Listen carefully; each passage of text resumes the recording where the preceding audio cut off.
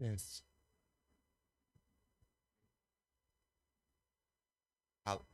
Graça e paz, irmãos. Em nome do Senhor Jesus, vamos continuar nossa adoração, nosso louvor, nosso culto, nossa vida de culto ao Senhor Jesus nesta manhã.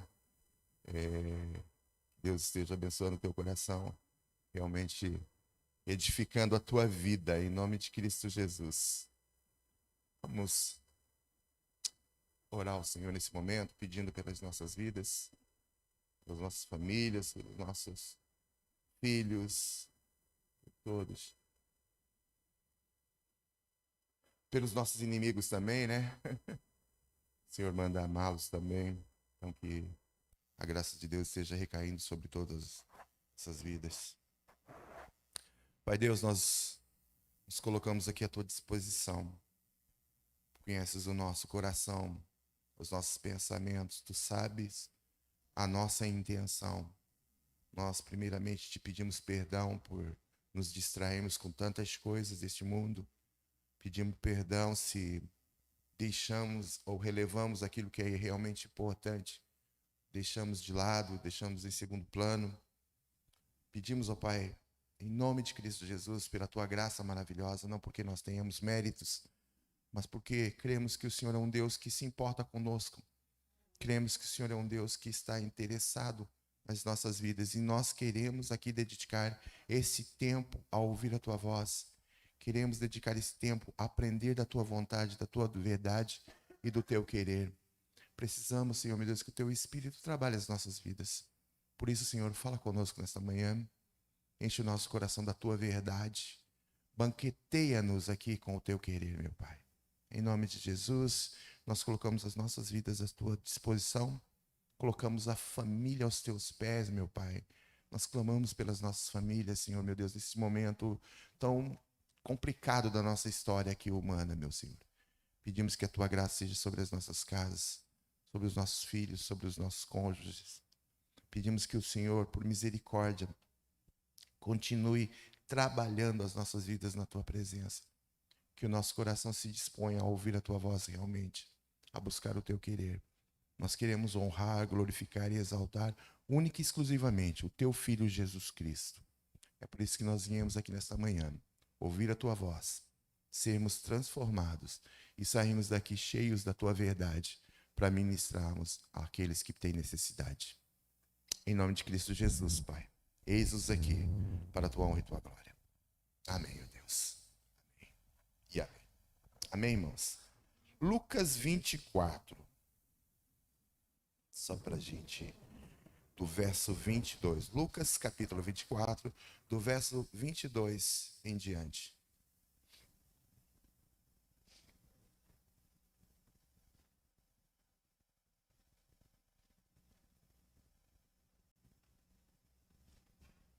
Até o 27 só. A palavra do Senhor diz assim, ó: é verdade que também algumas mulheres dentre nós nos maravilharam, as quais de madrugada foram ao sepulcro e não achando o seu corpo, voltaram dizendo que também tinham visto uma visão de anjos que dizem que ele vive. E alguns dos que estavam conosco foram ao sepulcro e acharam ser assim, como as mulheres haviam dito. Porém, a ele não o viram.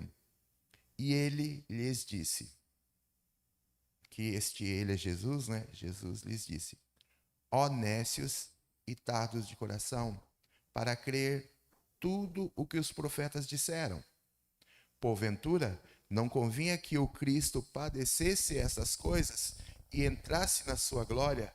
E começando por Moisés e por todos os profetas, explicava-lhes o que dele se achava em todas as Escrituras. Amém? Que o momento daqueles meninos lá para Emaús, né, que Jesus se aproxima deles e começa a lhes explicar as Escrituras, a explicar o que tinha que acontecer, aquilo que ia acontecer, ou estava previsto que aconteceria através dos profetas, ou no Antigo Testamento, a pessoa de Jesus Cristo. Amém? O Senhor chama-lhes a atenção, vocês são difíceis e tardos de coração, né, para crer o que os profetas disseram. Que Deus nos faça mais atentos, né? Começando por Moisés, aqui ele explicou tudo o que havia de acontecer com o Cristo. É interessante que, se a gente pegar esse povo, é que tinha recebido a revelação das Escrituras. Eles tinham o conhecimento ali das Escrituras, deveriam saber dessas coisas. É mais ou menos o que Jesus está dizendo para ele. Vocês são difíceis e tardios para entender essas coisas, mas elas foram reveladas a vocês. Aqui, que Deus nos revele essa verdade. Cristo ressuscitou é fato histórico, já está constatado. A igreja é um desses testemunhos visuais da ressurreição de Cristo, né? E nós temos tantas outras provas. Nós cremos que Jesus ressuscitou declarando que a morte não teve controle sobre a sua vida e não terá sobre a nossa, mas Cristo tem, Jesus tem. Amém? Convidar os irmãos do Ministério de Cântico, vamos cantar alguns louvores ao Senhor Deus, nosso Pai, e nos alegrarmos na sua presença.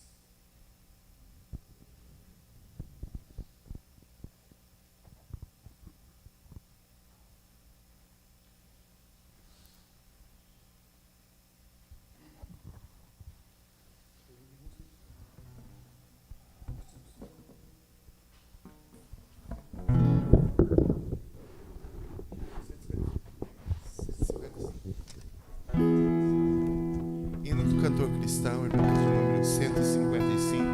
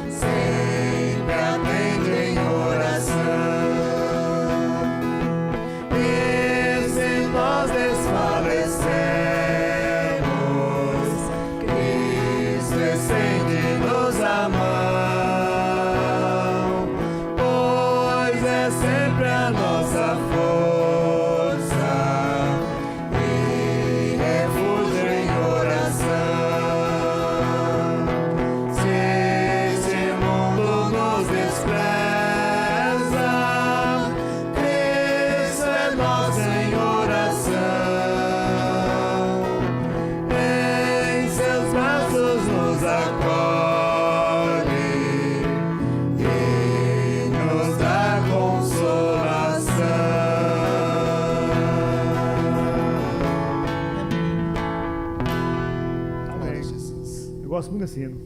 Gosto muito. Glória a Deus. Glória a Deus, porque pode estar de volta à casa dele, né? Poder cantar. Israel ficou um tempo afastado, eu também fiquei, né? Mas Deus está nos sustentando, graças a Deus. Deus é bom o tempo todo. O tempo todo Deus é bom.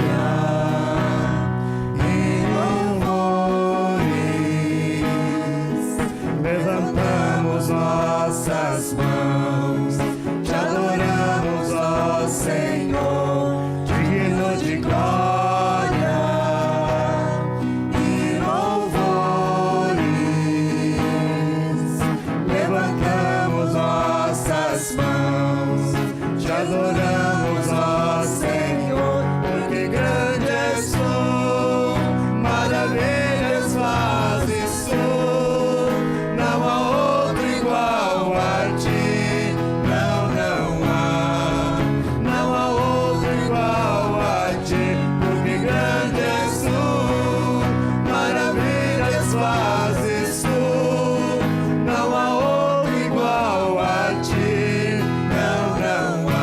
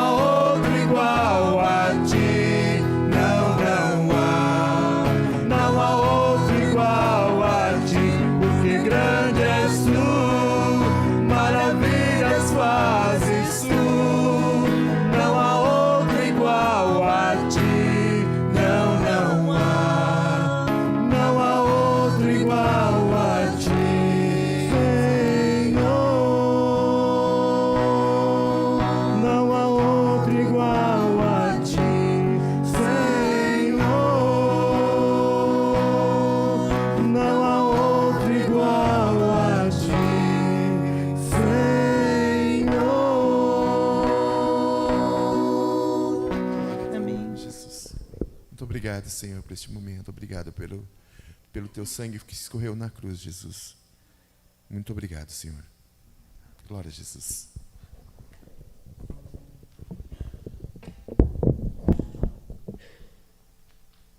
Amém, irmãos. Irmão pastor Dagoberto não está aqui hoje de manhã. Ele está em Foz do Iguaçu, na convenção. Tá, então... apenas para que a gente entenda um pouco. Bom, irmãos, nesta manhã...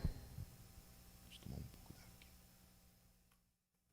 Primeiramente, eu peço desculpas, os irmãos me tenham por escusado.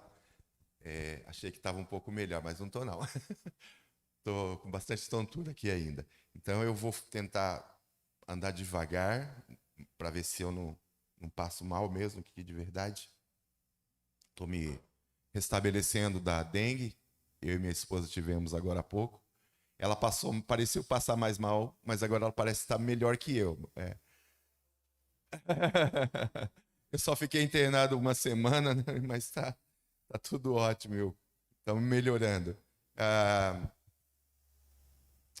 Tinha algumas coisas a falar a respeito disso, mas em outro momento. Eu queria falar a respeito do Deus pródigo, o texto ali de Lucas 15. Não vamos ler todo o texto. Eu estou tentando conciliar meus pensamentos aqui, que estão tudo fora de ordem, tá? Essas horas aqui eu estou tremendo. Lucas, do 11 ao 32, conta uma história de um filho que chegou para o pai. Pai, me dá a minha herança. Obrigado. Esse filho, o pai não titubeia, pega, dá a herança para ele, divide as suas posses, né?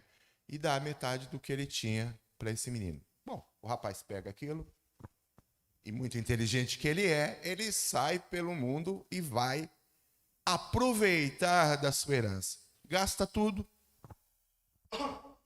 O mundo tem uma situação complicada lá de fome. E ele tem que pedir socorro. E vai fazer coisas que... Cuidar de porco não é uma coisa tradicional de judeu, né? Eles têm os porcos como um bicho impuro. Então, ele vai fazer aquilo que é mais contrário a tudo aquilo que ele aprendeu. Mas ele já... Das besteiras tantas que ele fez, essa é mais uma. É consequência da sua desfeita, da sua loucura. Eu vou dizer aqui, vou afirmar algumas vezes que é uma loucura. E, por fim, ele vai tratar de porcos, sente vontade de se alimentar da lavagem dos porcos, porque não tem comida, tá? Está numa situação ali muito complicada. Por fim, ele pensa, poxa vida, lá na casa do meu pai, até o pessoal que trabalha para ele se alimenta melhor, tem uma vida melhor do que essa que eu estou vivendo aqui nesse momento. E daí o que ele faz? Vou voltar para o meu pai. Eu chego lá e falo para ele assim, olha, pai, pequei contra os céus, pequei contra a terra, pequei contra tudo aquilo que é mais sagrado. Eu não sou digno mais de ser tratado como teu filho, mas me aceita de volta e trata-me como um dos teus empregados. É o discurso dele, preparado. Então, o que ele faz? Está numa situação onde ele não tem mais nada, entende? Você entende que ele não tem mais nada, não tem um centavo para se alimentar, não tem onde se agarrar, não tem familiar que o aceite depois da idiotice que ele fez. Desculpa, aqui já estou acrescentando, mas pensando a respeito do texto, porque o que ele faz é uma coisa assim, bem absurda, tá? Na verdade, quando ele pede a herança para o seu pai, ele está desprezando o contexto familiar, ele está dizendo que para o pai, se o senhor estivesse morto ou não, tanto faz para mim, não me importa, tá? E todo o contexto de segurança que ele tinha, de bênção, de boa vida que ele tinha, ele abandona. Isso aqui daria uma palestra ótima para encontro de jovens, né? Mas ele sai, gasta tudo, se destrói a riqueza que ele tinha e agora ele tem de voltar. E aqui que eu quero começar a minha história, não é nem no jovem, tá? Mas é no pai dele. Primeiro que o pai, como eu disse, ele não titubeou na hora de dar, porque o seu filho pediu falando esse absurdo. Eu do meu coração aqui, e no contexto que eu vejo eles, eu entendo, isso aqui é Israel, como é que é? Interpretação israélica, tá? Se vocês tiverem que culpar alguém, fala comigo, assim, Israel, você exagerou. Tá bom. Mas eu entendo assim, que no contexto judaico dali da época, se o pai embolachasse esse moleque ao ponto de matá-lo, ainda estaria correto. Por quê? Porque eu estou dizendo, ele está dizendo, que nosso contexto, a nossa cabeça não consegue, nós estamos aqui no século 21, nós não conseguimos pensar na cultura, no momento dali, essa cultura judaica, 2000 anos atrás, como era lá, como era a relação pai-filho, né? Todo esse contexto. Mas, do meu ponto de vista, se isso acontecesse, não aconteceria nada com esse pai. Ele não seria, por causa da ofensa do filho, em pedir a ele a sua herança, estando o pai vivo. Né? Herança é uma coisa que se recebe depois que os pais morrem. Entendi isso? Então, o ato desse guri é uma afronta tão absurda no contexto histórico daquele período. Para nós também deveria ser, mas a gente não consegue mais capturar isso, a ideia de tanta bobagem que a gente tem ouvido por esses dias e tanta coisa que tem sido enfiado dentro da nossa cabeça. Tá, mas a atitude do pai, ele pediu coisa que não tem direito, porque o pai está vivo, tá certo? Só vão deixar só assim, porque o pai está vivo. E o pai simplesmente entrega para ele. E aí, faz o que quiser. Faz, beleza, bacana. Vive a sua vida do jeito que você quer. Só que esse pai, nessa história, ele não é só uma historinha. Jesus não está contando uma historinha só para alegrar o coração das pessoas ou distrair aquelas pessoas. Não. O intento de Jesus é revelar algo do Deus Pai, do Todo-Poderoso. Esse Pai tipifica um Deus maravilhoso, que é o Deus que está revelado nas Escrituras, que é o Deus que eu faço uma acusação contra a igreja e contra o povo desse tempo, que é o Deus que não aparece mais nas nossas falas, não aparece nas falas da igreja. É um Deus que agora é o Deus ex machina, né? É o Deus máquina, é o Deus gênio da lâmpada, é o Deus que veio aqui só para te abençoar, é o Deus que só veio aqui, ele existe única e exclusivamente para abençoar a vida do homem com coisas, e as coisas materiais. A boa vida, carro do ano, muito dinheiro na conta, né?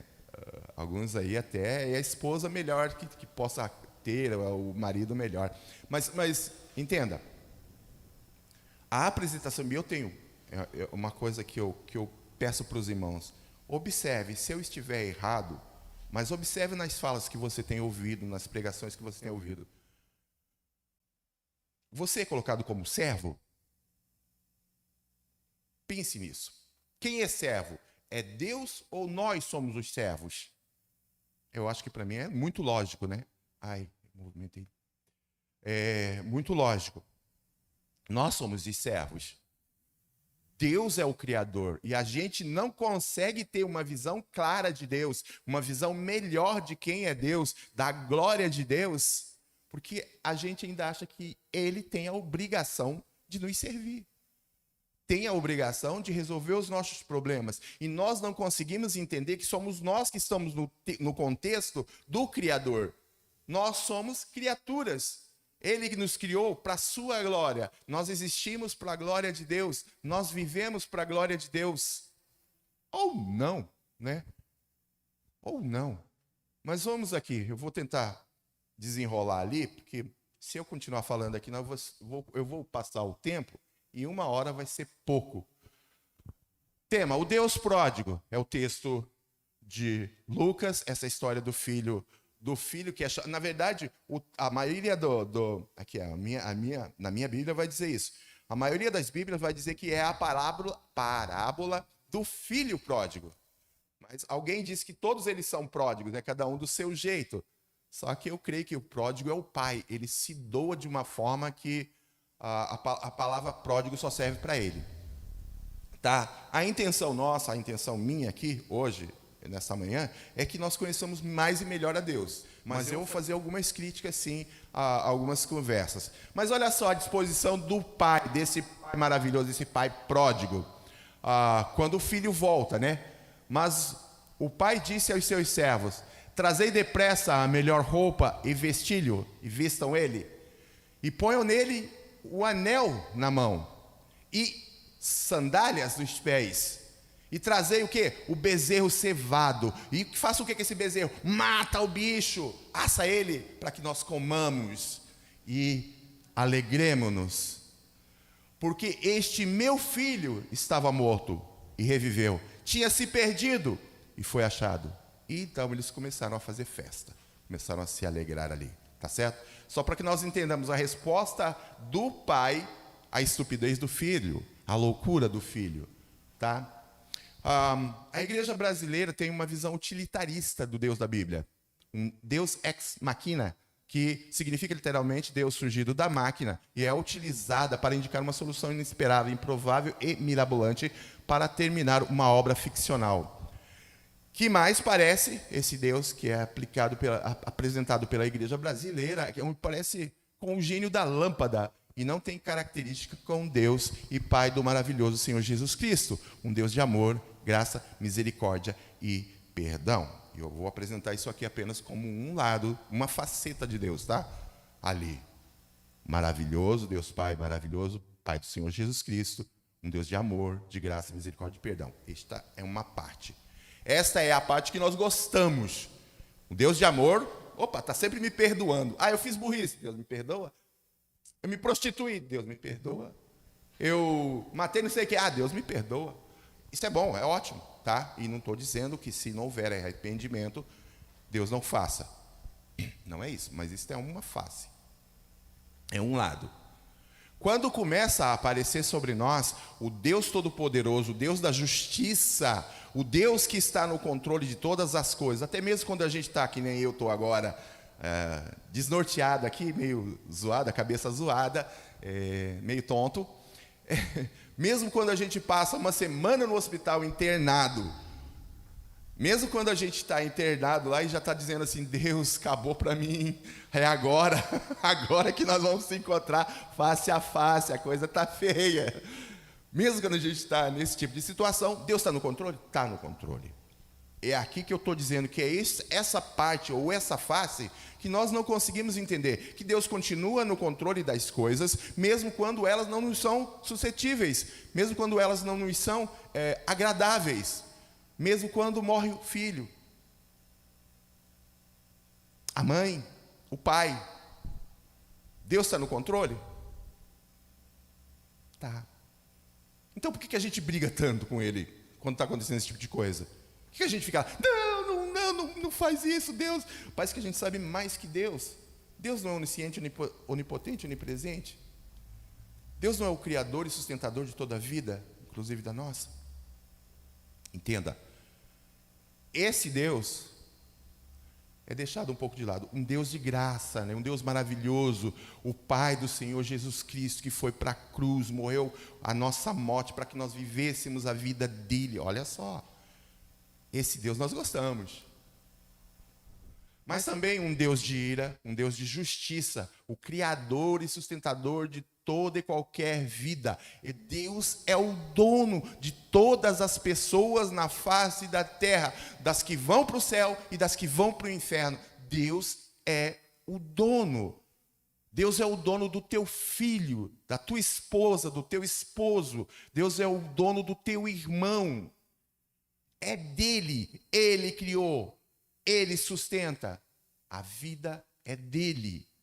Ele não tira por mal. Seus parentes, meus amados, não morrem porque é uma maldade. É porque o plano de Deus está se realizando na vida deles. E chegou o momento que eles vão voltar à presença de Deus, se apresentar como cada um de nós teremos de nos apresentar perante Deus, e lá recebemos a recompensa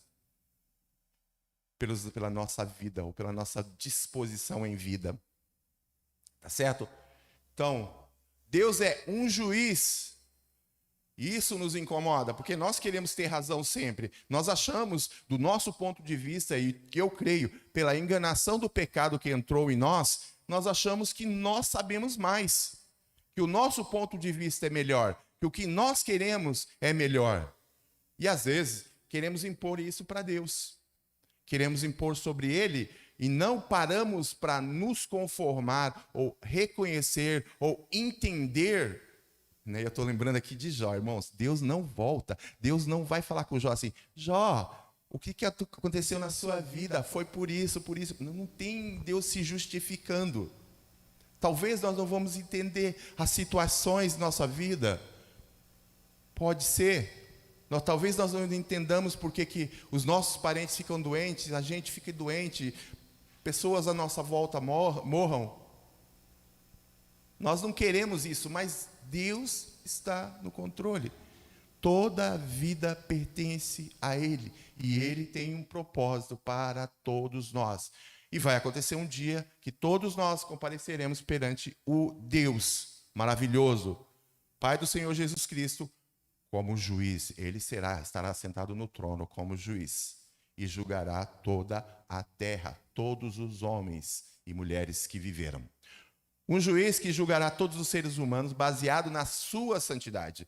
Deus não vai usar você, não vai usar a mim, não vai usar nenhum homem como padrão de regra para ele decidir o que vai fazer com a humanidade ou com cada ser humano. Não, o padrão de regra é por isso que ninguém se salva. Ninguém se salva. A salvação é única e exclusivamente pelo perfeito Filho de Deus, que é Jesus Cristo. Só Ele, somente Ele, cumpriu toda a vontade de Deus perfeitamente. Nenhum de nós. Então, o padrão que Ele vai usar para julgar toda a humanidade está baseado na sua santidade, em si mesmo, no seu amor, na sua misericórdia, na sua graça, que é expresso em Jesus Cristo, ao qual todo homem, os antes de Cristo, eles esperaram na promessa de que viria o Jesus, o Salvador, o Messias.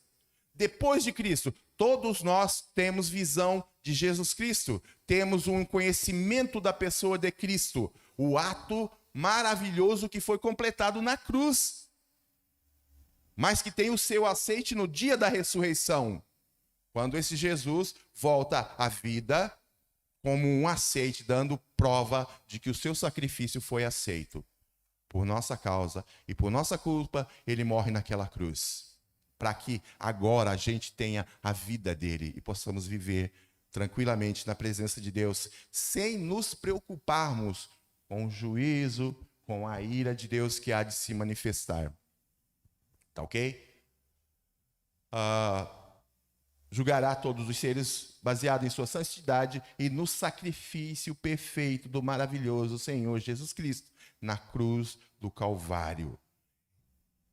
Isso aqui deveria aparecer em toda pregação, ou em toda conversação dentro da igreja.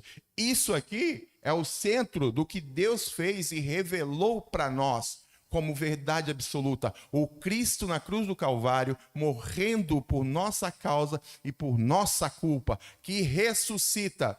E o que é que quase não aparece nas pregações que você tem ouvido, nas conversações que você tem ouvido? Que aquilo ali é o centro do evangelho, é a verdade mais importante para mim e para a tua vida, que enquanto não fizer significado na vida humana de cada um de nós, que Jesus morreu por nossa causa, por nossa culpa, o perfeito pelos imperfeitos, o santo pelos injustos, pelos pecadores, Mas mais que isso, o Cristo que morre por minha culpa. Enquanto isso não atingir o nosso coração, a gente não vai ficar tranquilo na presença de Deus e entender esse Deus maravilhoso, conhecê-lo melhor. Enquanto a gente tiver direito, enquanto a gente tiver poder, enquanto a gente tiver valor em nós mesmos, nas nossas vontades, nos nossos planos, nos nossos afazeres, enquanto Deus for descartado de tudo que nós fazemos, a gente ainda vai ter problema de visualizar e de se entregar realmente a Deus. Enquanto a gente tiver direito, porque é meu direito, porque eu posso, declara, irmão. Qual era a palavra mesmo? Não é nem confessa, era... Ai, Jesus. Profetiza. Não tem outro que é pior ainda. Como é que era? Determina. Determina para quem, gente? Pelo amor de Deus. Determina para quem? Está determinando para Deus que aquilo tem que acontecer? Está determinando para a coisa que aquilo tem que acontecer. Com que poder? Com que autoridade? Então, assim, vamos frear um pouquinho aqui. Está me entendendo?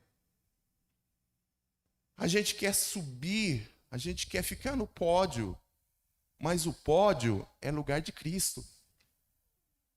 A gente fica olhando para Cristo no pódio e admirando, e achando lindo aquilo. E querendo que esse pódio seja cada vez mais alto e ele seja colocado e reconhecido cada vez mais na nossa vida. E através de nós ele opere a sua vontade neste mundo. Oh Deus, dá-nos discernimento. Introdução. A visão humana sobre a pessoa de Deus, o da Bíblia, está distorcida. Está distorcida. O homem continua olhando para Deus como se Deus fosse empregado.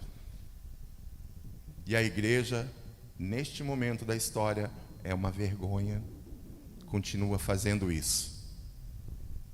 O Cristo, que é o mais importante de toda a nossa falação dentro da comunidade da igreja, desaparece numa ladainha infernal. A suficiência de Cristo na sua vida não é comentada na minha vida. Jesus é suficiente? O sacrifício é completo, total, absoluto? É, irmãos, não tem o que ser acrescentado. Não tem nada para ser acrescentado. E isso já era motivo para a gente andar de joelho, não estou nem falando de cair, andar de joelho agradecendo a Deus. E o que é tirado sempre? Esse valor maravilhoso, esse poderoso Deus, que de forma tão imprescindível, de forma tão maravilhosa, opera na nossa vida. É Isaías, que vai dizer o Deus que trabalha em nosso favor. Isso é uma coisa absurda. Minha cabeça fala assim, gente, é muito doido isso. Um Deus que trabalha em prol de mim. Não era eu que deveria estar servindo? Mas olha só, então, a igreja, essa visão humana da pessoa de Deus, é o que eu falei para os irmãos. Eu falo sempre para os irmãos o seguinte: enquanto Jesus não tinha me convertido, a minha visão era essa de Deus. Quando eu precisava, Deus, ajuda aí, beleza, valeu. Cada um na sua, cada um no seu quadrado. Deus no dele, eu no meu. E vamos embora. Mas é assim? Você acha que isso é um relacionamento de pai para filho? É o relacionamento do filho aí, do filho pródigo, com o pai dele. Dá-me a minha parte, dá-me os meus direitos. Dá-me os meus direitos. Eu sei o que fazer com o que é meu, e o Senhor cuida do seu. É essa a conversa do filho pródigo com seu pai. Apresentamos o Deus da Bíblia somente como resposta aos problemas humanos. Venha, que Deus vai resolver o teu problema. A divulgação do evangelho é essa. Venha que Deus vai resolver o seu... Não é isso. Venha, Jesus resolveu o seu problema. O seu problema é que você era inimigo de Deus, estava debaixo da ira de Deus. João 3,36. Debaixo da ira de Deus, é o que todo homem estava. O nosso problema não é que o diabo vai nos levar para o inferno, não, é que a ira de Deus estava, sem Cristo, ela continua sobre a vida do ser humano, do homem na terra. O problema do homem não é com o diabo, é com Deus, é o seu relacionamento com Deus. Esse Deus criador de todas as coisas, sustentador de todas as coisas, mantenedor de todas as coisas, dono de todas as coisas, que tem o direito, tem autoridade sobre tudo e todos. Então, a igreja continua apresentando Deus como resposta. Eu estava vendo uma conversa do menino, e ele começa bem a conversa, fala bem, conversa muito bem, mas no final o que é? Deus vai resolver o teu problema. É só isso, é assim que termina toda a fala. Por que Deus vai resolver? Por que Deus tem que resolver o teu problema? Por que você não enxerga, a gente não enxerga que Deus resolveu o maior dos nossos problemas, que era a separação de Deus? Que em Cristo agora nós temos vida, e essa vida para viver na presença de Deus, tranquilos e em paz com Deus. Pois é. Como se Deus, o da Bíblia, estivesse sempre à nossa disposição para satisfazer nossas vontades, desejos, sonhos e planos. E aí, quando o irmão olha para a Bíblia, mas Deus prometeu. Sim, se Deus prometeu, Ele vai fazer. Não é porque você merece. É porque eu orei, porque eu jejuei. Não, miserável. É porque Deus é bom. Deus só faz as coisas de acordo com o caráter dele. Se Ele nos abençoa, é porque Ele é bom. Orar, jejuar, ler Bíblia, isso deveria ser uma forma de nós vivermos na presença dEle em gratidão a tudo que Ele já fez em Cristo. Mas a gente, na grande maioria da igreja do Brasil, deixa o sacrifício de Cristo para lá. Como se fosse penduricalho, como se fosse opcional e não fosse o ato maravilhoso de Deus. Cristo é secundário. Isto para mim é apavorante. Isso para mim era motivo da gente ter medo, sim. Ter medo, porque é uma ofensa ao que Deus operou de uma forma tão grandiosa. E aí eu digo, não temos uma visão clara de Jesus, não temos uma visão clara de Deus, não temos uma visão clara da ação do Espírito Santo e pouco conhecimento bíblico. Por quê? Porque nós olhamos para a Bíblia, e eu digo assim, porque quando eu comecei a ler a Bíblia, o que eu via era regra e lei. Regra e lei, estou falando sério. Era uma visão muito superficial da Bíblia, do conhecimento bíblico, tanto é que, quando falava em graça aqui dentro, era um negócio que me impactava, porque você, não, está exagerando, esse que está falando de graça está exagerando, porque a Bíblia diz assim, assim, assado, tem regra, tem lei, e eu tentei viver por essas regras e lei, e em dado momento eu falei, Deus, não dá. Sabe por que não dá? Porque eu me conhecia e via as besteiras que eu estava fazendo, mesmo sabendo que não era para fazer.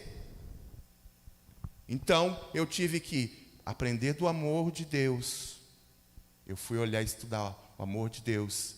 E aí eu comecei a olhar para uma graça maravilhosa. Um Deus que me ama. Sabe por que Deus me ama? Porque Ele é amoroso. Não é porque eu alguma coisa, é porque Ele tudo. E quando a gente começa a olhar para Deus como sendo Ele tudo, a gente começa a perder direito. Eu não tenho direito. E eu tentava expressar isso a Deus quando a Gilmara estava pior. Eu tentava dizer para Ele, Deus, eu não quero que o Senhor leve ela agora. Eu preciso dela aqui. Tem minhas filhas, não vai dar. O Senhor sabe que eu não tenho a manha. Ela tem um jeito. Então, assim, mas eu não tinha direito também a isso. E eu tentava dizer isso para Deus. Senhor, eu não tenho direito. Eu sei que o Senhor está no controle. Eu sei que o Senhor tem o melhor. E que tal faço nessa posição é complicado. É complicado. que a gente quer ter direito, a gente quer fazer do nosso jeito, a gente quer que Deus faça do nosso jeito, né? Como se Deus da Bíblia fosse um gênio da lâmpada. O gênio da lâmpada, eu não sei se os irmãos já pararam para pensar, o Aladim tinha uma lâmpada, ele esfregava a lâmpada, o gênio aparecia e... O que o senhor quer que eu faça, mestre? É assim. Então ele pediu o que queria, fazia, o gênio fazia o que queria, dava dinheiro, dava riqueza, dava glórias que ele queria, as glórias terrenas, tá? E aí, algumas pessoas apresentam Deus como se fosse o gênio da lâmpada. Faz lá as suas 2 oraçãozinhas, faz um jejumzão aí de 1 mês, 1 ano. Faz de 200 anos de uma vez.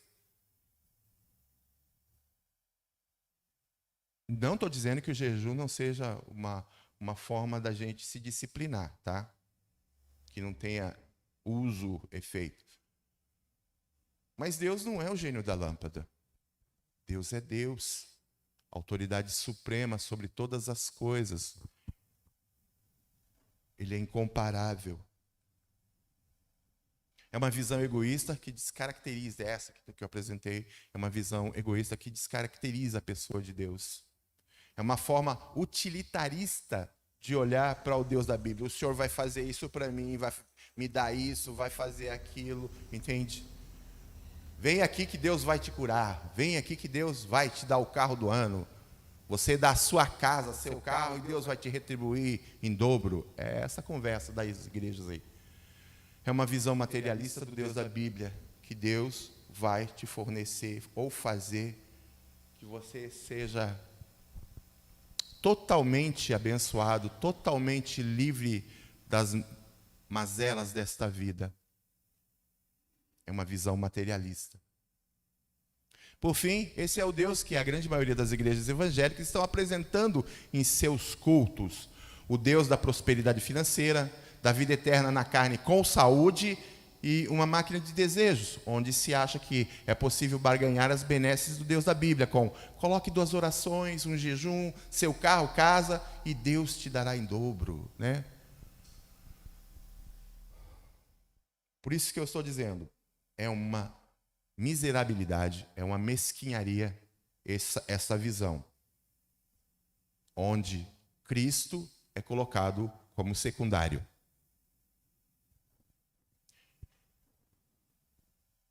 Jesus não é secundário, Jesus é o centro, o alvo, fundamento da igreja. E deveria ser exaltado, não de vez em quando, mas o tempo todo. E aí eu coloquei ele para a gente pensar, como que a gente vai entender o livro de Jó? Sempre cheio de razão, de valores, olhando para um Deus que vai fazer a minha vontade. É óbvio que a gente nunca vai entender direito. Não vai entender porque Jó, sendo justo, sendo não sei o que lá, que temia Deus, vai passar por toda aquela situação complicada. E como eu disse para os irmãos, Deus não aparece lá e fala, Józinho, isso aconteceu com você por causa disso, daquilo. Deus não se justifica. O que acontece por trás, a história que está por trás, é complicado. Mas toda vez que eu olho ali, eu não consigo pensar em outra coisa, a não ser Deus livrando Jó da sua autossuficiência. E toda vez que eu vejo e falo disso, eu não consigo desvincular isso das nossas vidas. Sabe quando, eu já contei isso para os irmãos, sabe quando foi o momento mais bacana da minha vida, assim, que eu falei assim, Deus, é eu e o Senhor e eu, e acabou? Foi quando eu infartei. Estou lá no hospital, sim. E agora? O que vai ser de mim? E agora o que vai ser de mim? Tem 2 caminhos, você morre ou você vive. Só isso. E aí você olha para Deus e fala assim, Deus, de uma forma ou de outra eu estou com o Senhor. É o Senhor que sabe o que é melhor. Acabou. De lá para cá eu acho que eu tenho brigado muito pouco com Deus. Não discuto. Me submeto, tento me submeter. É complicado? É difícil? Porque eu queria que todo mundo tivesse são, eu não queria que ninguém morresse mais. É verdade. Eu queria estar muito bem financeiramente. Queria que a saúde estivesse ótima. Também, como todas as pessoas. Mas sabe o que eu entendi? E tenho entendido? Que Deus está no controle da minha vida. E é aqui que está o problema nosso. E é aqui que está a nossa dificuldade de observar quem é Deus. Quem é Deus? Então nós não entendemos Jó porque nós temos uma visão errada de quem seja Deus. Um cristão avivado, esse é o Jonas Madureira, né? Jovenzinho com uma cabeça muito boa. Um cristão avivado não tem sede de bênção, ele tem sede de Deus. Isso me bate, marca muito. O que eu quero não é conhecer Bíblia, eu quero conhecer o Deus que é revelado através da Bíblia. O que eu quero conhecer é o Pai do Senhor Jesus Cristo, o Senhor Jesus Cristo e o Espírito Santo que estão aqui revelados. Eu quero conhecer, eu ter intimidade com Ele. Eu quero ser um filho melhor para o meu Pai. Eu quero viver de uma forma que glorifique realmente esse Deus maravilhoso que a Bíblia relata. Eu quero. E somente em Cristo, sendo trabalhado pelo Espírito Santo, para que realmente Ele seja. Você não quer ser rico? Claro que eu quero ser rico. Eu já não sei se eu quero ser rico, não, irmãos. Mas eu queria ter uma vida melhor, financeiramente. Que eu não precisasse me preocupar o tempo todo como é que eu vou pagar as contas. Tá? É óbvio que eu queria isso, como todo ser humano natural e normal. Mas entre ser rico e conhecer melhor a Deus, qual que eu escolheria? Eu quero acreditar que eu escolheria conhecer a Deus. Tá? Conhecer a Deus. Nós vemos ali quando Salomão é questionado e Deus diz assim, você pode pedir o que você quiser. Você pode, olha só. Aí, como é que ele faria? Como é que você faria nessa questão? O que você pediria? Salomão falou assim, olha, Deus, eu vou ter que administrar esse povo aqui. E é complicado, o Senhor sabe. Eu preciso de sabedoria. E aí Deus diz assim, olha, porque você pediu isso, então você vai ser assim, assim, abençoado nessa questão e todas as outras. É óbvio que Salomão faz as suas loucuras depois, mas entenda. Ele teve uma visão clara, uma visão ótima. O que nós precisamos? Nós precisamos de conhecimento da pessoa de Deus. As benesses são consequência.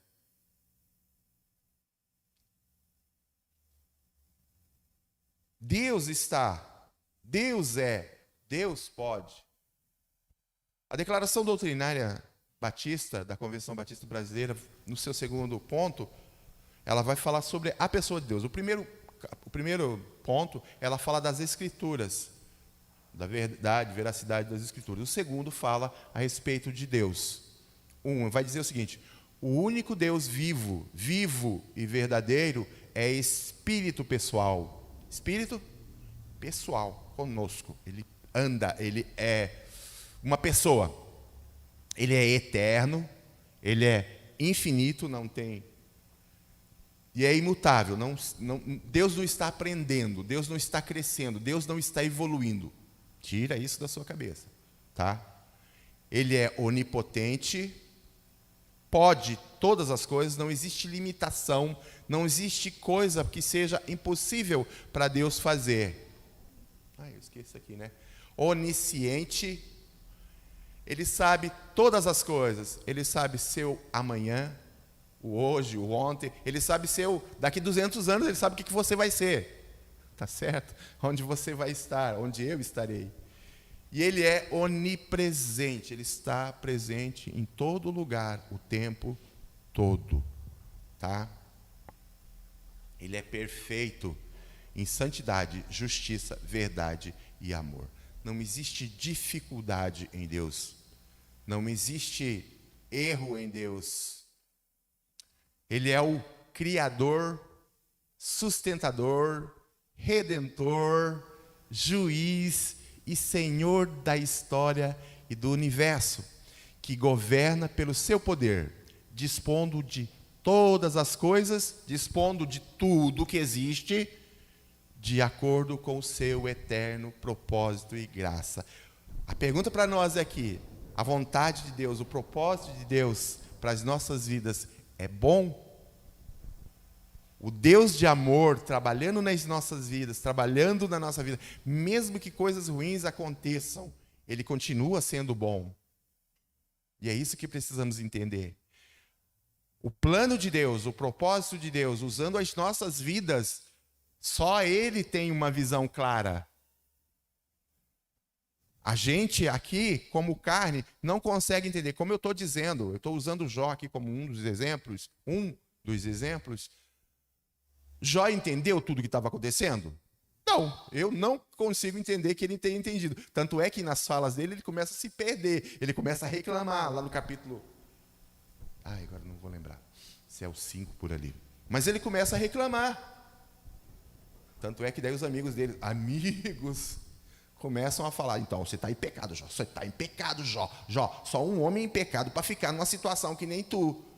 Mas aí quando esses amigos vão orar, Deus fala assim, se vocês não pedirem para Jó, eu não aceito a oração de vocês. Ou seja, eles estavam errados. Tá? Então entenda o seguinte, do ângulo de vista de Jó, que é o nosso, a gente não vai entender muita coisa. Nós não entendemos sofrimento. Por que eu estou sofrendo? Porque você está em pecado. Será? É consequência dos seus atos? Será? Aí é em Deus, né? Aí é o agir de Deus nas nossas vidas. E as coisas ruins acontecem para que a gente seja corrigido em algumas coisas. Sim, Deus usa as coisas ruins para que a gente aprenda algumas coisas a respeito mesmo dele. Mas já passa por situação complicada. Perde filhos, que não pode ser bom isso, né? Não deve misericórdia, só Deus para saber. Perde os bens materiais e depois ele perde a saúde. Ele fica no estado lastimável, ninguém nem quer se aproximar dele. Está em estado praticamente de lepra pura, né? Da ponta da cabeça até a sola do pé. Então ele fica exilado da sociedade, a saúde pública não ajuda, e os religiosos também não dão refresco, né? Você tem que fazer jejum, Jó. Você tem que dar o seu dinheiro, sua casa, seu carro. Vai falar para Jó dar o que mais agora? Acabou tudo. O que ele vai fazer? Né? Então, é aí quando ele não tem o que fazer, que ele não tem poder, ele não tem mais autonomia, aí ele vai, olha, agora os meus olhos te veem, eu te conhecia de ouvido, de ouvir falar, as pessoas falam de Deus, aí eu ouvi umas conversas aí, mas agora os meus olhos te veem, por quê? Porque agora não tem visão de coisas, eu não preciso de coisas, eu preciso dele. Agora não estou olhando para as circunstâncias da vida, estou olhando para o alvo, para o único que pode mudar minha situação. Os médicos não ajudam, o dinheiro não ajuda, a família não ajuda. Aliás, a mulher dele fala assim, olha, vai continuar na sua fidelidade? Abandona esse Deus, amaldiçoa esse Deus e morre. Que conselho ótimo. Meu Deus. O que é pior? Eu não sei se é os amigos do Jó ou a esposa. Só essa fala já acaba. Tá certo? Mas a gente está aqui nessa situação. O problema é que nós não conseguimos observar. A gente não consegue se colocar no lugar de Jó. Mas a nossa situação é a mesma, tá? Vamos lá então. Ele é o Criador, sustentador, redentor, Criador e sustentador. Deus cria a vida e sustenta a vida. Ele é o dono da vida. E vida só tem em Deus, tá? Redentor, juiz, Senhor da história do universo. Deus é infinito. Não tem limite em sua santidade e em todas as demais perfeições, amor, graça, misericórdia. Tudo isso em Deus é exageradamente exagerado. Aliás, nós temos que entender, Deus é a fonte de todo amor, misericórdia, graça que apareça ou se manifeste através das nossas vidas, de um para com os outros, ou para com as pessoas neste mundo. Deus é a fonte, é dele, nele que isso nasce. E em nós apenas transborda. Tá ok? Por isso, a ele devemos todo amor, o nosso amor, a nossa disposição, a nossa vida de adoração, a nossa vida neste mundo deve ser em amor, entregues a Deus, consagradas a Deus. O nosso culto, a nossa vida de adoração, de religiosa, deve ser dedicada única e exclusivamente a Deus. E obediência. Amor, culto e obediência. Temos que olhar o que Deus quer que nós façamos e fazer de acordo com a vontade dele. Obediência. Quinto, em sua triunidade, ou seja, ele é 3 pessoas em um só, triunidade, o eterno Deus se revela como o Pai, que é o Criador de todas as coisas, o Filho, que é o Redentor, e o Espírito Santo, que aplica em nós a salvação, a redenção, tá? Pessoas distintas, mas sem divisão em sua essência. O Espírito Santo não tem mais poder que Jesus, não tem mais poder que o Pai. O Espírito Santo não pode fazer coisas diferentes do Pai. Eles têm o mesmo poder, a mesma capacidade, tá certo? E a mesma essência. Eles não diferem, tá? Eu já vi pessoas dizendo que viu o Espírito Santo, tá? E aí, como é que você faz? Tá bom. Mas eles são, em essência, Deus Pai, Deus Filho, Deus...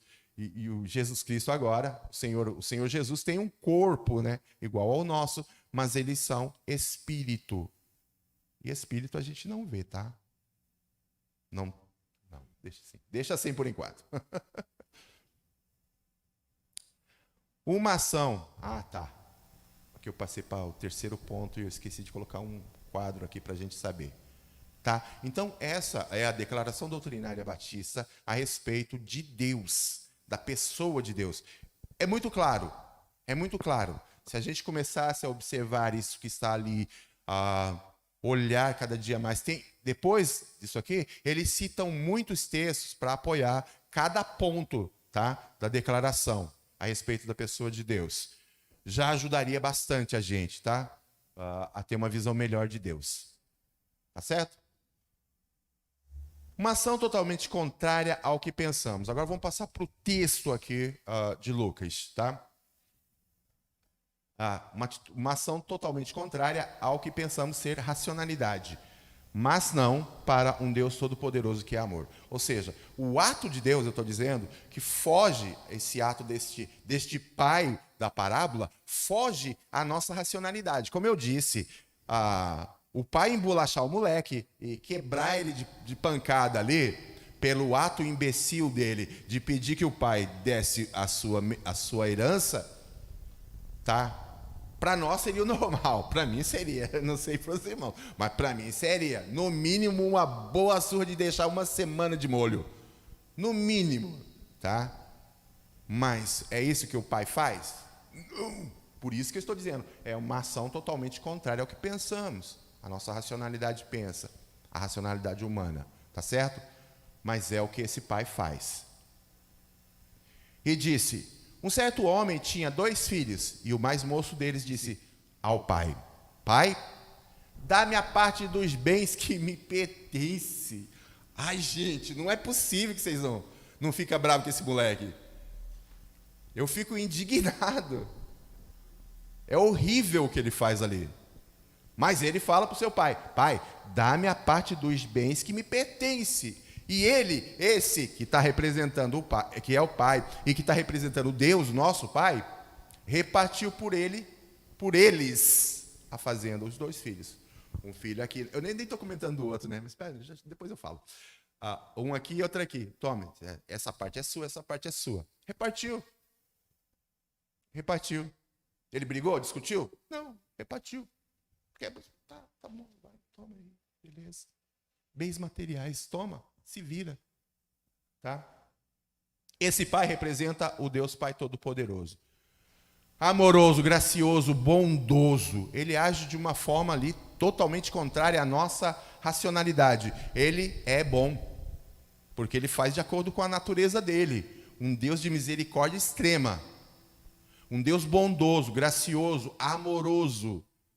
Um Deus surpreendente. Tá? Vamos andar aqui. Meu Deus, somente um grandioso Deus de graça para fazer o que ele fez, né?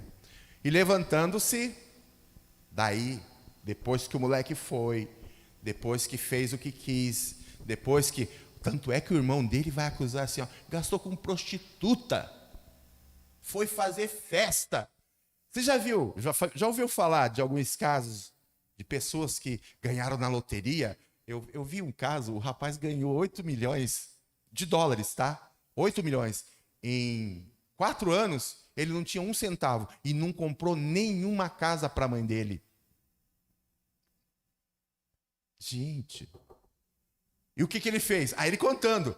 Ele fez festa, ele comprou o carro melhor, o carro mais caro que tinha. A casa era uma mansão.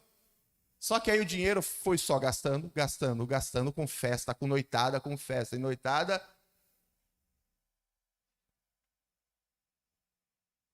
Chegou um ponto que ele não tinha mais dinheiro para pagar os impostos da casa. Teve que dispor da casa e dos carros, porque ele não conseguia manter mais. Voltou a trabalhar como lixeiro, coletor de lixo. Eu não sei o termo direito. Como é que é? Gari, né? Nós chamamos de gari. Coletor de lixo. E morar na casa da mãe. Oh, Jesus! Não é o que esse moleque faz? Gasta tudo em festa. Ele pensa, não é? Não, que é festa. Festa. Tá.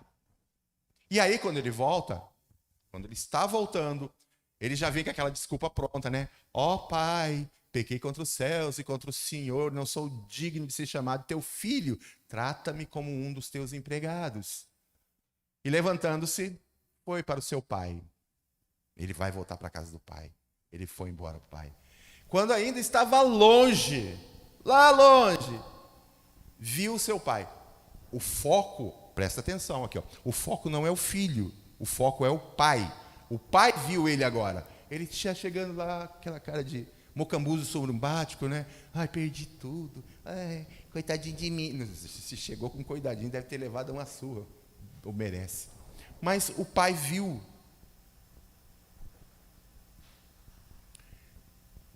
E se moveu de uma íntima compaixão. Ele teve misericórdia do miserável. Ele olhou para o filho e, meu Deus, meu filho está nessa situação. Ele se compadece. Ele tem misericórdia do filho.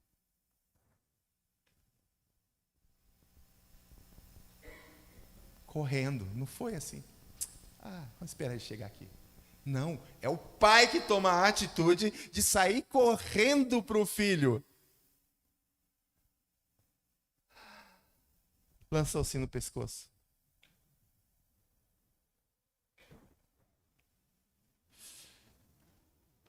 E beijou. Mas eu cortava ela de cinta.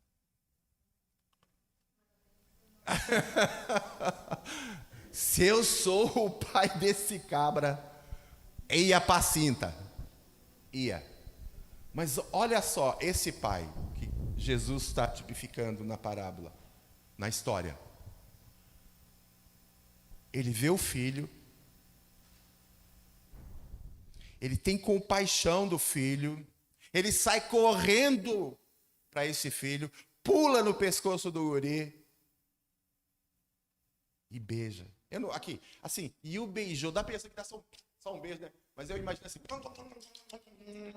muitos beijos, né? Eu tenho essa impressão, que não foi só um beijinho, mas encheu o moleque de beijo. Tamanho o amor dele por essa criança, por esse filho. Eu tenho filhas, né? Mas E eu fico pensando, gente do céu, como é que consegue? Às vezes, o cara vem tudo nojento lá. Tá cuidando dos porcos lá, vem pra casa do pai. Tá, e eu fico pensando, falando, meu Deus, eu as amo, mas será que eu amo tanto assim? Eu não sei, não. Eu sou meio radical em algumas coisas, irmãos. Eu acho que as opções, a gente ensina os filhos. A gente ensina, fala, isso está errado, isso está errado, isso está errado, não faça, não faça, não faça, não faça, não faça. O cabeçudo quer ir lá e fazer. A cabeçuda quer ir lá e fazer. E o que eu faço? Pai. Só que vai sofrer as consequências. Entende? E a gente não quer, né, que eles sofram, mas eles querem sofrer. Eles têm que experimentar. Eles têm que ter as experiências da vida. Né? Parece que esse moleque teve. Experimentou, experimentou-se e chegou à conclusão que melhor é ficar com o pai. Tá. Irmão, pode falar, desculpa.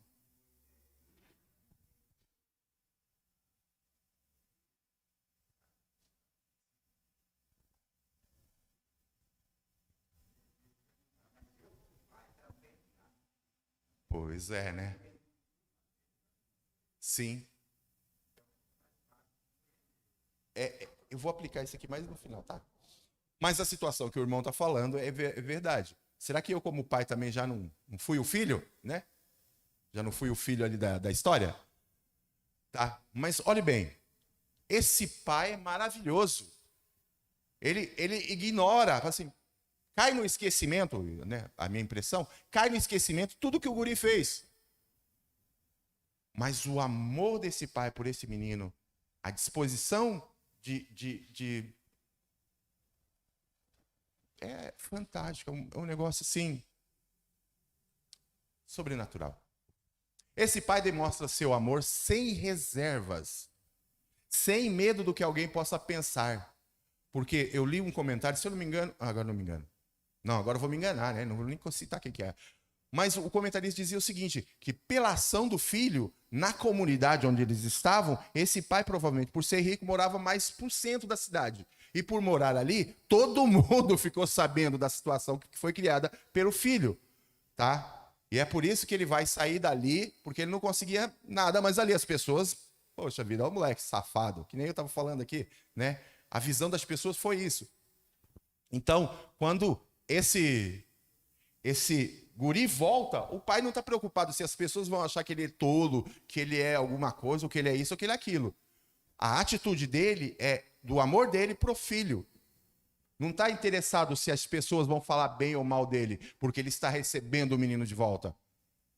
Tá? Então, sim, sem medo do que alguém possa pensar, ou totalmente destituído de qualquer premissa egocêntrica que poderia ter. Não está pensando nele, está pensando, ele está amando. Ele está amando. Ele está vivendo isso na prática, né? Que é o que Deus faz, gente. Deus, quando a Bíblia diz que Deus é amor, não é a ideia de um sentimento, é a ação gerada pelo sentimento. Ação gerada. Deus não espera as coisas acontecerem para depois tomar uma decisão. Ele tem uma decisão baseada naquilo que ele tem por nós. Que benção. Que benção, né? Porque se fosse eu, vocês iam ver. É uma surra por dia. A graça derramada sem medida sobre a vida de um homem. É aquilo lá. Deus derrama de forma... Não tem, sem medidas. E sem méritos no moleque. Aliás, não tem, né? Sim. Derramando essa graça constantemente sobre as nossas vidas. Sobre as nossas vidas. Então, deixa eu parar um pouquinho aqui, 19, deixa eu ver um pouquinho para frente. Deixa eu parar aqui um pouquinho. Aproveitar que o irmão Anselmo... Rosalvo, Jesus... Olha, desculpa, perdão, irmão. Tá vendo? É o tempo. A cabeça não está funcionando bem. Que o irmão Rosalvo deu a introdução. Vamos, assim... Eu falei mal do filho. Falei, um filho inconsequente, né? Inconsequente. É um filho que desprezou tudo aquilo que ele tinha de bênção na família. E foi fazer a sua vontade com aquilo que ele não tinha direito, que é o dinheiro que ele recebeu. Foi, gastou, fez, bagunçou. Errou. Acabou. E agora? Mas entenda, longe de ser qualquer outro, esse filho e o outro filho, um dos dois tipifica a gente. Um dos dois é a gente. É que nem os ladrões que estão na cruz lá do lado de Cristo, né? Tem um e tem outro. Um está debochando. Ou se você é o Cristo, desce daí. E tira a gente também, né? O outro está dizendo, olha, você não teme a Deus estando na mesma condenação. Olha a visão de cada um, né? Então nós somos um dos dois. É a nossa vida. Somos nós que, em dado momento, eu aqui posso me identificar com o primeiro filho, tranquilamente, que eu tive a vida toda, o Senhor me deu a graça de ser convertido aos 35 anos. Mas até 35 anos eu vivi como eu quis, fiz o que eu quis, do jeito que eu quis. Algumas coisas deram certo, outras deram muito erradas, né? Fiz muita idiotice, muita burrice. E o dia que eu conheci Cristo, as minhas burrices começaram a ser colocadas na conta de Cristo. As minhas idiotices foram colocadas na conta de Cristo. Os meus pecados na conta de Cristo. Porque Ele é culpado? Não, porque Ele é Deus, porque Ele é bondoso, porque é Ele que ofertou sua vida na cruz por minha causa e culpa. Então, aí, eu chego neste outro momento. A disposição do pai para com seu filho que voltou é exageradamente abençoadora, incrível e amorosa. Mas o pai disse aos seus servos, agora ele abraçou o moleque, beijou o moleque, levou para dentro de casa agora, disse aos servos, trazei a melhor roupa, não é uma roupa qualquer, traz a melhor roupa. Vocês imaginam como é que o cara estava vestido, né? Ele virou mendigo. Traz a melhor roupa. A melhor roupa. Entenda, não é uma roupa que todo mundo usa e não é uma roupa de qualquer dia, é a roupa de festa. Tragam a roupa de festa desse menino, a melhor roupa, vistam nele. Ponha o anel na mão. O anel não é um anel qualquer, mas o anel da família. Lembra o selo da família, o selo do pai que quando ele vai registrar na carta, esse é meu, sou eu mesmo. Eu aqui, euzinho, é o selo que identifica ele com o pai. É o selo que identifica ele com a família. É o selo da dignidade restaurada. A autoridade da família. Isso, exatamente. Tá? É um brasão. Isso. Tá? É devolvido para esse guri. E coloque alparcas ou sandália nos seus pés. Isso não era usado por todo mundo. Que não deve ser qualquer sandália. Deve ser uma sandália feita por alguém que é acostumado a trabalhar com os materiais necessários para isso. Eu imagino aqui a de couro, né? Uma sandália de couro. Que não era fácil ou não era usual. Não era de todo mundo. Não era para todas as pessoas. Não tinha para todo mundo. Mas, sandália. Vestiu do melhor. É isso que eu quero que você entenda. O pai agora que ama seu filho, tendo seu filho de volta, ele o abraça, o beija, e coloca a melhor roupa, coloca o anel na mão dele e coloca sandálias nos seus pés. Restauração completa do filho que estava louco. Agora eu vou andar um pouquinho mais rápido. Agora vamos fazer festa. E ainda isso. Demonstrou amor. Retornou à posição que ele estava, tá? Ele recebeu de novo a posição de filho, de abençoado, de participante em tudo que tinha ali naquele lugar. E agora, trazei o bezerro cevado, o bezerro que nós estávamos engordando. o bezerro que estava em engorda, e matai-o, e comamos, e alegremos-nos.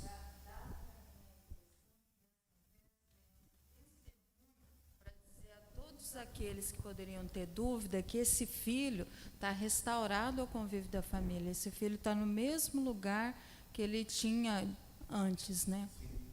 Exatamente isso. Exatamente isso. Tá certo? E agora vamos fazer festa. Uhul! O filho voltou. E a surra? Não vai acontecer a surra? Ah, não. Não tem surra, irmãos. A visão do pai sobre a situação que estava o filho e a mudança que aconteceu.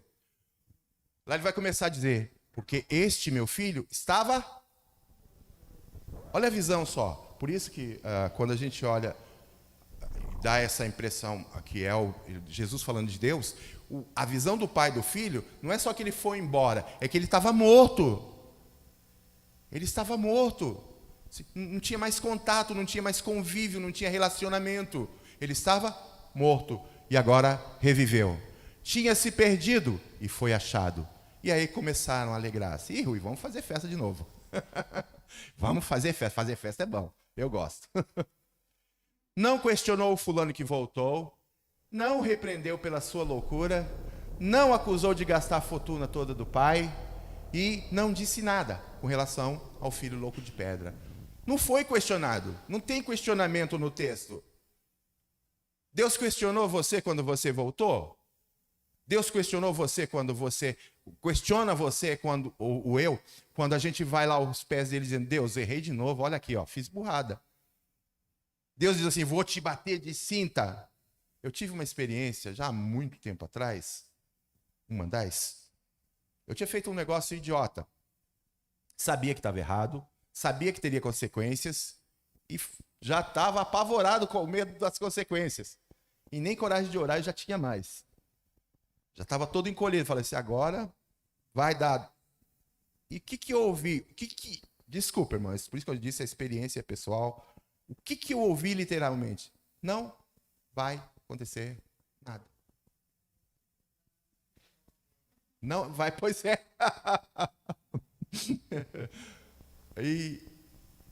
E aí eu descansei. Falei, obrigado, chorei, agradeci. Entendam, o pai, esse pai precisa ser conhecido da forma que ele é, de quem ele é. Por isso eu estou dizendo, a nossa visão de Deus ainda está longe, mas esse pai demonstra uma preocupação gigantesca com o bem-estar do seu filho. A preocupação dele por tudo que ele foi fazendo, ele se preocupou com o filho e buscou restaurar o filho. Estava perdido este filho. Esse estava perdido me parece no sentido de estar insano, louco mesmo, tá? Estava perdido, perdeu a cabeça o guri. O pai quer comemorar não apenas a volta do filho, mas seu renascimento. Esse filho estava morto, foi achado, e é isso que interessa ao pai. Entende? Não é o estado que nós estamos, é o fato de voltarmos para Deus que importa ao pai. E ele disse, filho, perdão. Eu disse que correr aqui. O outro filho ficou embirrado, fez beicinho. Por quê? O senhor matou o boi gordo para festejar esse aí que foi gastar todo o dinheiro com as prostitutas. E eu aqui, o senhor nunca me deu nem uma asa de frango. A resposta do pai é, filho, você está sempre comigo. Tudo que é meu é seu. Larga de ser egoísta, besta. Outro que merece surra também. Pega a cinta. Vamos resolver essa parada. Tá bom?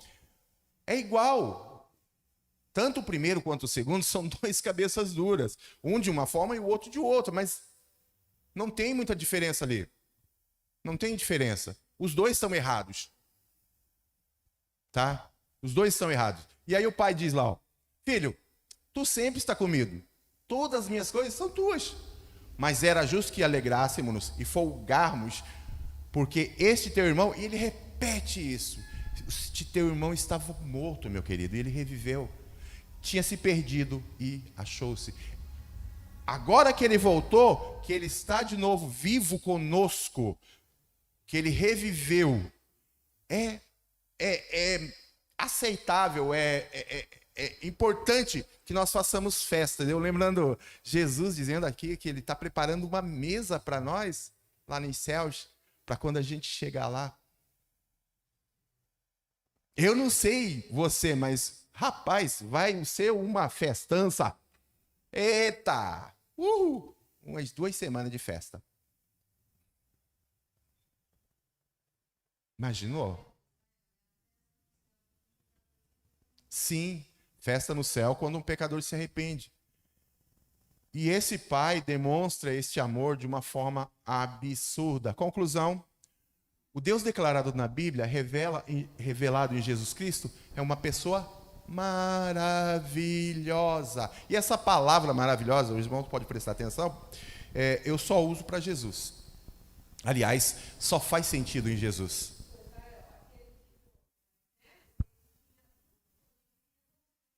Sim, ele não entendeu ainda o amor do pai. Ele está do lado. E aqui, me parece muito, esse filho mais velho, ele parece muito os religiosos. Aqueles que estão dentro da igreja, andam com a igreja e não amam o pai. Não tem relacionamento com o pai. Tá? Então, muito cuidado aí. O nosso relacionamento através da igreja é com Deus, mas Deus é o alvo. Tá? A gente anda com a igreja, adora junto com a igreja, participa dos cultos com a igreja, trabalha com a igreja. Bênção. Bênção, tem que ser assim. Mas o alvo não é a igreja, o alvo é o pai, o dono da igreja, que transpareça em tudo aquilo que a igreja faz. Tá certo? Precisamos observar melhor quem é o Deus. Quem é Deus? O que está revelado na Bíblia, o da Bíblia, o Deus revelatus, o Deus Pai do Senhor Jesus Cristo, junto com a pessoa do Cristo. Precisamos imediatamente nos relacionar melhor com o Deus revelado nas Sagradas Escrituras. Amém, irmãos? Desculpa correr aqui, mas melhorar o nosso relacionamento, nós estamos aí vivendo quantos anos? Deixa eu ver aqui tem uns de 12 aqui? Mas a nossa média aí já vai ser aqui. Então, a nossa média de vida aqui vai ser uns 50, 60 anos. O que nós estamos fazendo? Como é que nós estamos aproveitando essa vida para a glória de Deus? Porque ela só faz sentido assim. Viver para nós, viver hoje, só faz sentido viver para Deus, na presença de Deus, para a glória de Deus. Esse Deus que nos ama dessa forma maravilhosa. Um Deus que se dispõe a nos perdoar quando a gente merecia cinta. Quando a gente merece cinta, ele nos oferece abraço, beijo, nos oferece reconciliação, nos oferece a melhor roupa, o anel, nos oferece o bezerro cevado. Gente, ô irmão. Você viu? O pai troca a cinta pelo beijo, tá dizendo o irmão Vanderlei, tá vendo? O que você prefere? Você recebeu a sandália? Olha lá, o Vian tá falando que tem que receber a sandália no meio do... né? Sandália como cinta, tá certo?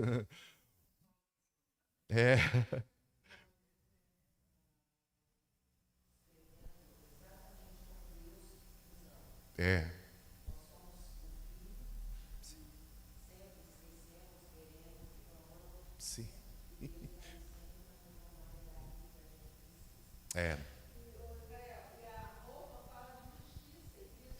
Justiça. Amém. Na verdade, Efésios vai dizer para a gente se vestir, né, de Cristo, se vestir das vestes de Cristo, ou da pessoa de Cristo como veste. Glorioso. Irmãos, o que eu digo assim, nós precisamos conhecer melhor a Deus.